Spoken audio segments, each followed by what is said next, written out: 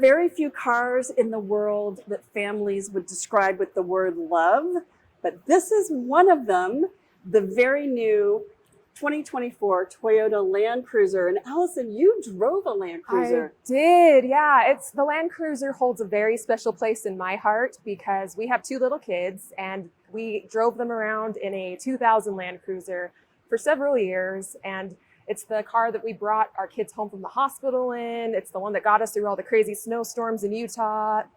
I have a lot of nostalgia associated with that car. So the love comes from all of those wonderful memories, but also reliability. It's a car that's known for not breaking down, for those winter driving days. Yes. Where you need to get up a steep, icy, snowy hill. And then for those times where you just need to go where you want to go. And those are the reasons that people love the Land Cruiser. In addition to interior space, resilient surfaces, a car that can really go anywhere and do anything.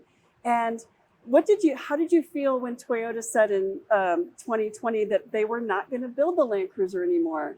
Well, my husband and I were gutted because we love the Land Cruiser. So we thought that was just devastating news. Yeah. So when we found out that it was coming back, it was like, feel? oh, like little cheers. Oh, I'm pretty God. sure he's going to want to buy one. I know that already. Pretty much right away. So, but let's talk about what's different for 2024, because this is not the same Land Cruiser. It has a smaller but more powerful 4-cylinder turbo hybrid engine. That's a lot to pack into that. But what that means is it will have more power and also be more fuel efficient. What kind of fuel economy did you get in your Toyota Land Cruiser? Well, it wasn't stellar. I would say that we probably average somewhere between 13 to 14 miles per gallon most weeks. Yes. 13 to 17 were the estimates that Toyota put on the Land Cruiser. So with the hybrid, they call it the iForce Max engine, this should get, the Toyota hasn't said yet, but our guess is it'll get in the low 20s, like 20 to 22, which isn't the most stellar either, considering where fuel economy stats are for so many cars and SUVs today. But for the Land Cruiser, that's quite so much better. Improvement. But let's look at what they have done in terms of the 2024 design. So there are a lot of heritage details. What do you think about this Toyota badge here on the front?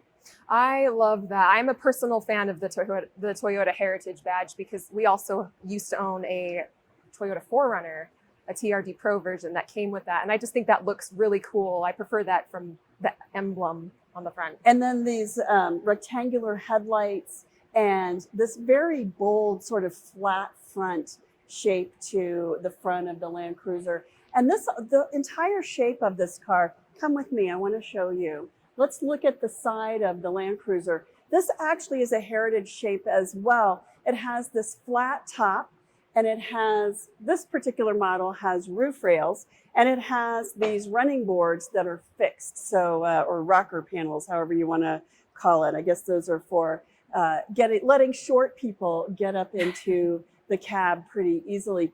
What do you think of the two-tone, this sort of light gray and heritage blue as a color combo? I love it. I think that complements really nicely. I love the two-tone. It looks really sharp, doesn't it? And we're going to take a look at the 1958 edition as well. A little bit of a spoiler there. Excited to see that.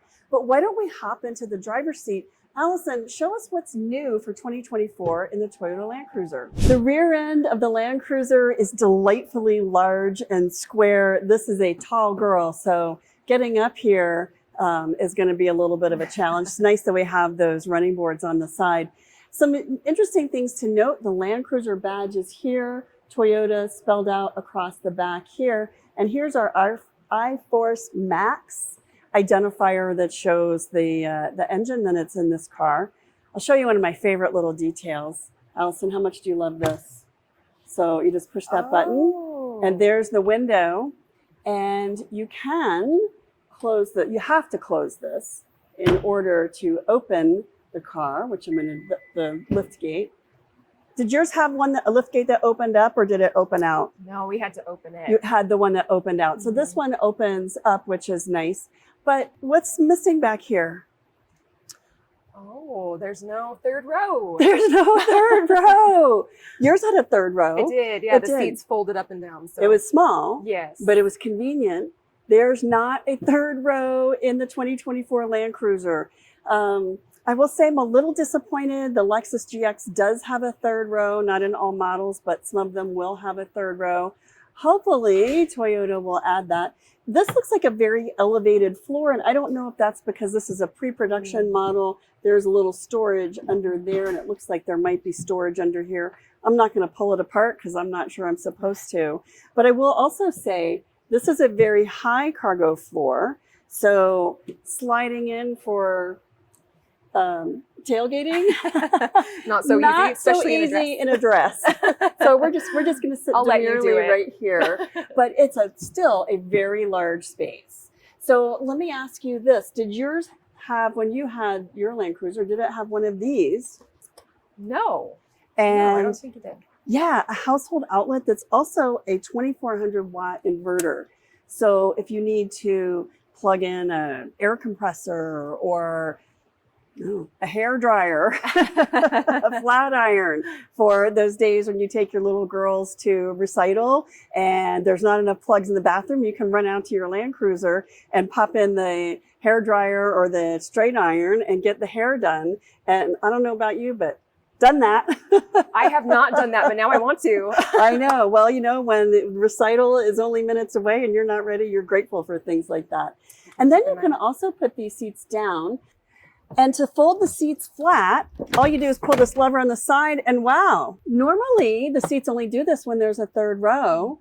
So that makes me think that we might see a third row in the Land Cruiser. Better news. I hope so. I hope so too. So inside the Toyota Land Cruiser, I am amazed at how familiar this feels, even though I haven't driven one for a couple of years and mine was a 100 series. It feels like a Land Cruiser, but there are some very important updates since it's coming in a new year. Right away from the design, you can see that two-tone color kind of carries over to the interior. With this Softex leather, you get kind of a brownish color with this darker black, and I love the contrast of that. Also, you get all of the modern conveniences and technological features that you would expect in a newer car, including the newer multimedia system that Toyota provides. So you can see how nice this display looks, this 12.3-inch touchscreen. And I'm obviously not connected to it right now, but I can tell already that is in a good position for me to keep my focus up here and my eyes on the road. So I love that. Down below, we've got a wireless charging pad for your phone. We've got cup holders right here, some center console storage space. Love being able to rest my arm right there. It's just very comfortable. The steering wheel is very ergonomic. It's got voice control. All the functions that you need to handle the multimedia system are right there at your fingertips. And then a big thing for me that I love that was not in my older Land Cruiser. Well, we had heated seats. We did not have ventilated seats. So I love that this has both heated and ventilated seats. And I believe this one also has a heated steering wheel. But that's just a quick look at the interior of the Land Cruiser. And I think it looks pretty nice. Scotty, show us the second row. So what do second row passengers get besides running boards and a grip to help them hop into the second row of the Land Cruiser? Well, there's some really nice features back here. I will say this is much more of a mid-price, not a high-price Toyota, so they don't have all the bells and whistles. For instance, if you want sunshades for backseat passengers, you'll need to bring your own because of the shape of the door. They're not built in. There is a armrest here with cup holders, or you could fit a third passenger, a very small child passenger car seat here. We don't have latches in the center, but we do have latches that actually are nicely covered underneath this Velcroed panel right here for installing child passenger car seats. And those are on the outboard seats. There is a sunroof over here, sunroof there. It's just a manual sunroof, not a panoramic sunroof. So again, not all the bells and whistles, not maybe as much as you might get in the Grand Highlander for about the same amount of money, but you do have all that four-wheel drive capability. So let's talk about legroom. So it's a little comfy, cozy back here. You do sit nice and upright because of the height of the vehicle and the height of the seats, but there's not a ton of legroom. And then here we have some nice amenities for center row passengers. So we have our climate control here. We have USB ports and cigarette lighter style adapter there. So lots of comforts there. We have seat back pockets here for holding things. And then we have our vents here in the ceiling. Everybody always wants to know, are there vents for second row passengers? There absolutely are, and they're right here in the ceiling. And then we have this hand grip. So if you're driving over rough terrain and your passengers in the back seat need something to hold on to, they have it right there. So here's another hint that Toyota is thinking about putting a third row in the Land Cruiser. There is a hand grip here and there's an air vent there. So why would you put those there if you weren't thinking about adding passenger space? Good question. Now I will say, if you have a dog crate or equipment back here that you want to keep cool, it's nice to have an air vent there for that purpose. But generally, those vents are added for passengers, not in. Okay, so this is the 1958 edition. I am glad that I'm tall and able to slide in because it does not have the running boards. Mm-hmm. This is the base model of the Toyota Land Cruiser. And the first thing I notice is this cloth interior. What do you think of the cloth interior? I think I have learned that I prefer a more leather interior. The soft tex or soft leather. Tex, yeah. Why is that? Just visually, I think it looks a little sleeker.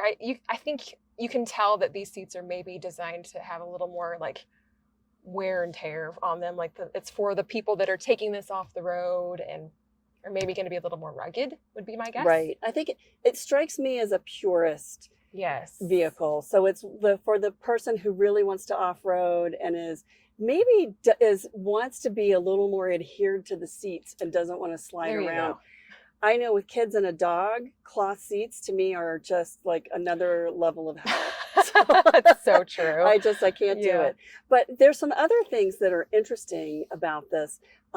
First of all, some really nice soft touch materials, but no wood, not metal accents, mm-hmm. that kind of thing. So very cleanable, but also this is the entry level. So you get the entry level materials. And then not a lot of bells and whistles, but the things you need. I noticed that it has heated seats, which is great. It has the smaller Toyota multimedia screen, but still the modern iteration of Toyota's multimedia system.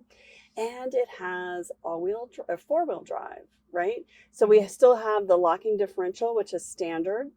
It has brake hold, and then it has the 4 low and 4 high setting and a drive mode selector. Mm-hmm. So you can put it in eco or snow, the different drive modes that Toyota offers on the 1958 Land Cruiser. So let's take a look at the outside and talk about what's different and how the 1958 is different from the other edition, the first edition, and the Land Cruiser, the other two models. So 1958 edition, Allison, this is heritage. What do you see here when you look at the front of the Land Cruiser? Okay, so two things jump out immediately. And the first is these round headlights, which is kind of a throwback to the older Land Cruiser. So makes sense because this is a 1958 Land Cruiser name. Right. And then the other thing is this grille right here. It kind of gives you like safari in Africa vibes, which I've actually been on safari in Africa. So for me, it was taking me back to that memory. So I love that feature. It's like they integrated the things that you would put onto your Land Cruiser aftermarket to protect it. It's there already. So the 1958 edition is missing something else. Let's go around and look at the side and we'll show you what else is missing, which is actually a really good thing. And that is no running board. And why no running board, Allison? Why no running board? Well, because this one is meant to be off the road more, so that gives you more clearance. Right. Personally, I kind of miss it for when I'm hopping inside in a dress, but if I'm taking it off road, it's nice to have a kind of a cleaner approach there. And there's also multi-terrain mode in this car, and I believe it will also have cameras for off-roading. So you'll be able to have a little more capability when you're going off-road. So what Toyota did was they loaded this up with off-road features and capability and not so many the creature comforts. So you kind of have to choose, do you want the off-road capable, do you want the creature comforts, or do you go for the first edition and you get both? So the cargo space looks pretty much the same as in the other model. This one has a cargo cover installed, which I think you would get in every edition, and it has this nice little mat. It still has the 2400 watt inverter household plug. I like that. But something's missing here. What's missing here? It is not an electric lift Not gate. electric, because this is old school manual seats in the front seat and manual close, but it does still have this guy, which I like. It's a nice detail, don't you think? It is. Especially if you need to just grab something and you don't want everything else to roll out. This is a smaller engine, but more power. In theory, hopefully, better fuel economy, and a starting price of about $50,000, mid $50,000 price tag, going up from there. But in theory, probably not too much. What do you think? I think that's going to be really compelling for families who are looking for something more in their price range, where the previous Land Cruiser was maybe a little bit too much. Now they've made it more accessible. It's a little smaller than the previous Land Cruiser. Yeah, which is probably why they can get away with that lower price tag. How do you feel about the difference in size? The difference in size, I think I would have to drive it to comment more on that, but I did think it was interesting that it's smaller. I wonder how that affects the handling. And how do you feel about the smaller engine? Well, I think that there are some pros and cons, probably. I loved the V8 in my 2000 Land Cruiser, but this hybrid engine, though, where you're going to get better gas mileage, I think that's a really great trade-off. And it's a little smaller, so in theory, you shouldn't need all that V8 power that you had in the. I'm going to shift gears a little bit. Compare it to this Sequoia. Oh, to the Sequoia. Yes, I got to drive the new Sequoia earlier this year, and I think that stylistically there's some similarities. I love the way that it looks overall. Like I said, I would love to take this for a drive to see how it compares. We will. Yeah, we will. We will drive it. We will drive it. We will. How did you feel about the interior space and the interior design versus the Sequoia? I feel like the Sequoia was more spacious. If you need that third row, the Sequoia offers that. So I think that's a kind of tipping the scales in the Sequoia's favor for me. But I think that if you're headed off-road and you want something a little more basic, this is a good option. This is a good option. Yeah. The second row space in the Sequoia, was that you installed car seats in that? And how did this second row compare to the Sequoia? Well, again, I think that we had a little more space in the Sequoia. And one of my favorite things is just those shallow anchors that make it so easy to install the car seats. Which the Land Cruiser has as well. The anchors are very accessible. Toyota does a nice job with that. Thank you, Toyota. Yes, they do a nice job with that. But the leg room is not really large in the second row in the Land Cruiser. It's definitely more compact, for sure. Yeah, so maybe better for kids in booster seats versus little ones in convertibles, or those in a rear-facing car seat. You might actually struggle to configure that in this car, for sure, because the second row just is not that large. However, it does look like they might put a third row in here. Price from $50,000. Feel pretty good about that. Feel pretty good about four-wheel drive in all versions of this. So another one of the reasons why the fuel economy is such a challenge with these cars. But I love that you don't have to compromise for four-wheel drive, that it is standard. And standard Toyota Safety Sense 3.0. So it has even some enhanced features in terms of emergency braking and some proactive drive assist features that will help you to stay centered on the road and slow down around curves and things like that. So Toyota's added a lot of really nice technology to the Land Cruiser, and that Toyota multimedia system that we just love. Just love. Thanks for joining me for this Thank tour you. of the Land Cruiser. We can't wait to test drive it, and we will have that for you on A Girl's Guide to Cars shortly. As soon as we get behind the wheel, we'll share that with you. Be sure to subscribe to our newsletter, follow us on social media, and thanks for joining us. Thank you.